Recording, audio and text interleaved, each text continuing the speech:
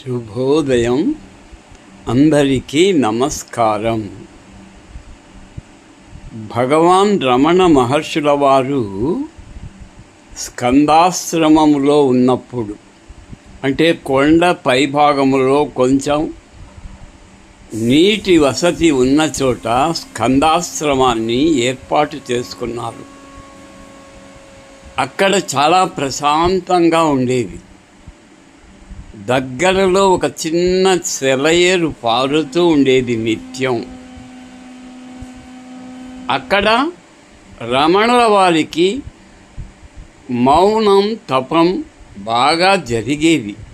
ఎందుకంటే భక్తుల తాకిడి తక్కువ. అయితే అక్కడ అపాయకరమైన విషయం ఏమంటే చిరుత పులులు సంచరించేవి. ఒకసారి ఒక చిరుతపులి రమణ మహర్షి ఆశ్రమం స్కందాశ్రమం దగ్గరికి వచ్చింది. రమణుల వారు బయట కూర్చున్నారు.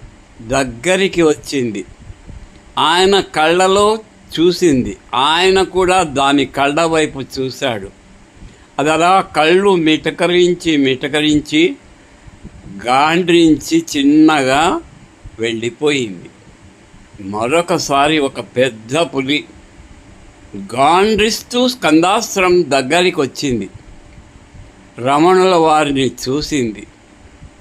దాని గాండ్రింపులో క్రూరత్వం లేదు, మృదుత్వం ఉంది.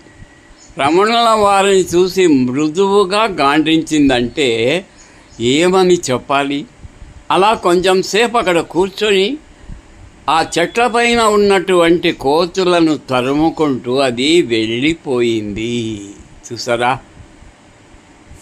స్కందాశ్రమములో రమణుల వారికి అనుభవాలు చాలా ఉన్నాయి. స్కందాశ్రమానికి కూడా రాను రాను భక్తులు ఎక్కువైపోయారు. రమణులను దర్శించుకోవడానికే ప్రత్యేకంగా వారు అక్కడికి వచ్చేవారు. అయినా ఎవరికి ఇబ్బంది పెట్టకుండా రమణుల వారు వారిని ఆదరంగా చూస్తూ, మౌనంగా ధ్యానం చేస్తూ, ఎవరైనా ఏదైనా అర్పిస్తే స్వీకరిస్తూ, వారు ఏదైనా ప్రశ్నలు అడిగితే మౌనంగానే సమాధానమిస్తూ, అవసరం అయితే తప్ప నోరు విప్పేవారు కాదు. అది స్కందాశ్రమములో నిత్యము జరిగే కృత్యం. శుభమస్తు. శ్రీరస్తు.